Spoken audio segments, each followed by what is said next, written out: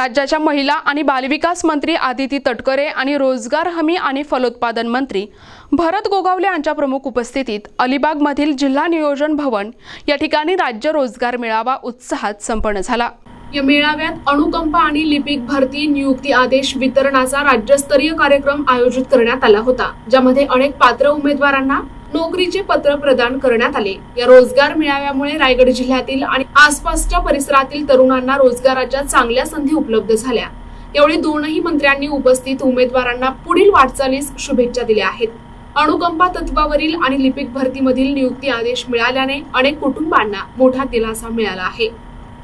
वितरण झालेलं आहे, काय सांगाल आपण प्रमुख पाहुणे म्हणून उपस्थित होतात, आपल्या हस्ते देखील वितरण। पहिला मी आमचे मुख्यमंत्री आणि दोन्ही उपमुख्यमंत्री मंत्रिमंडळ यांचं आणि अधिकारी वर्ग यांचं पहिलं मी अभिनंदन करतो, त्यांना धन्यवाद देतो की खरोखर की एक चांगला स्तुत उपक्रम त्यांनी राबवला आणि गेल्या अनेक वर्षापासून जे प्रलंबित गोष्टी होत्या त्या आज पूर्णत्वाकडे जात आहेत। आज आम्हाला समाधान होतं आहे की या रायगडच्या सभागृहामध्ये आम्ही हे संपन्न करतो आहे। आमचे विधिमंडळातील सहकारी आमच्या मंत्री आदितीताई, आमचे कलेक्टर, आमच्या शिव मॅडम, आमच्या दलाल मॅडम आणि इतर सर्व अधिकारी आलेले सर्व मान्यवर मंडळी की ज्यांना आज आम्ही पत्र दिलं आणि त्याचा त्यांना आनंद त्यांच्या चेहऱ्यावरती पाहिला। आम्हालाही समाधान झालं, कारण ज्यावेळेला अनुकंपाची लोक वारंवार फेऱ्या घालायच्या आमच्याकडं अधिकारी वर्गाकडं सगळ्याकडं, त्यावेळेला मगाशी सांगितलं मुख्यमंत्र्यांच्या भाषणामध्ये ती वस्तुस्थिती दादानी पण तेच सांगितलं की खरोखर की त्यांना फेऱ्या घालून खरं म्हणजे थकले होते। तर ते थकलेले असताना त्यांना आज ऊर्जा देण्याचं काम आज झालेलं आहे, केलेलं आहे।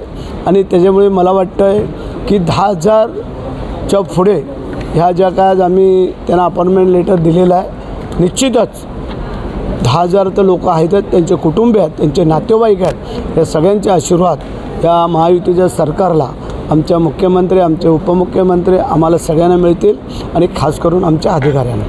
शेट, शिवसेनेचा जो नेस्कोमध्ये मेळावा झाला, या मेळाव्यात रामदास कदम यांनी बाळासाहेबांच्या मुक्तीबाबत जे काय विधान केलं होतं त्यावर शिवसेनेकडून तीव्र नाराजी व्यक्त केली जाते। आज अनिल परबांनी पत्रकार परिषद घेतली आहे आणि या संदर्भात रामदास कदम यांच्यावरती अब्रू नुकसानीचा दावा दाखल करणार असल्याचं त्यांनी सांगितलं। आता रामदास कदम साहेब जे काय बोलले ते त्यांनी तिथं संपूर्ण जाहीर सभेमध्ये बोललेले आहेत। ते असे काय एखाद्या वेगळ्या ठिकाणी कुठं बोलत अशातला भाग नाही, हे आपण सगळ्यांनी ऐकलेलं आहे। त्यामुळे त्यांना ती काय माहिती होती किंवा काय होते त्यांना कल्पना होती काय ते बोलले असतील। आता त्यांनी जर अनिल परब यांनी जर का आपण दावा दाखल केला असेल तर त्याला आम्ही सामोरं जाऊ, त्याबद्दल काय दुमत असण्याचं कारण नाही आहे। परंतु जे काय रामदासभाई बोलले ते आपण सगळ्यांनी ऐकलेलं आहे।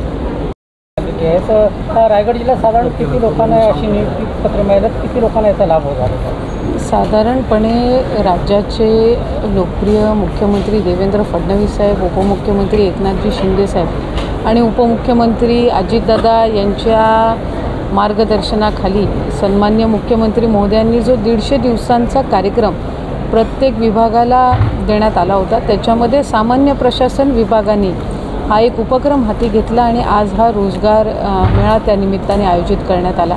याच्यामध्ये गेल्या अनेक वर्षांपासूनचे अनुकंपा तत्वावर होते, सरळ सेवेतले होते, जवळपास 125पेक्षा अधिक त्या ठिकाणी जे आपल्या रायगड जिल्ह्यातील आहेत, सरळ सेवेतील आहेत, MPSCमधून आहेत, त्याचबरोबर अनुकंपा तत्वावर आहेत। साधारणपणे 30पेक्षा अधिक अनुकंपा तत्वावरच्या आज आपण नियुक्त्या या ठिकाणी मी असेन, आदरणीय भरत शेठ गोगावले साहेब असतील, इथं जिल्हाधिकारी आहेत, त्याचबरोबर पोलीस अधीक्षक आहेत, मुख्य कार्यकारी अधिकारी आहेत, आम्ही त्या ठिकाणी आज दिलेले आहेत। आणि आज याचा राज्यस्तरीय कार्यक्रम मुंबईमध्ये यशवंतराव चव्हाण प्रतिष्ठानमध्ये राज्याचे मुख्यमंत्री देवेंद्र फडणवीस साहेब, उपमुख्यमंत्री अजितदादा, मंत्रिमंडळातील आमचे सर्व वरिष्ठ सहकारी यांच्या उपस्थितीमध्ये आयोजित करण्यात आलेला होता।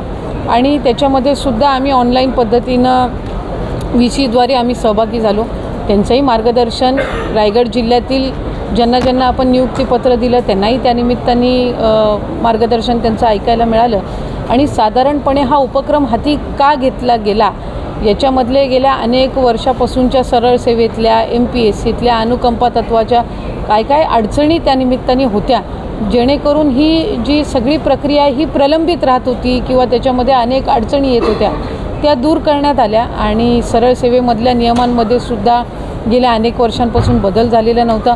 अनुकंपा तत्वावरचं तर आपण सर्वच साधारण आम्ही सर्वच जण अनुभवत असतो की ज्यांच्या घरातले कर्ता पुरुष हा त्यांनी गमावलेला असतो आणि तो त्यावेळेला तिथं ती किंवा ते त्यावेळेला तिथं नोकरीमध्ये असतात आणि अशा वेळेला गमावलेल्यांचे अनुकंपाचे प्रस्ताव गेल्या अनेक दिवसापासून वर्षांपासून प्रलंबित असतात. ते ह्या उपक्रमाअंतर्गत मार्गी लागले, याचं एक विशेष समाधान हे आम्हाला सगळ्यांनाच नक्कीच आहे. मंत्रिमंडळाच्या बैठकीमध्ये याचं प्रेझेंटेशन आम्हाला विभागाच्या ज्या सचिव आहेत त्या राधा मॅडमनी त्या ठिकाणी दिलं. NTV news Marathi, Raigad.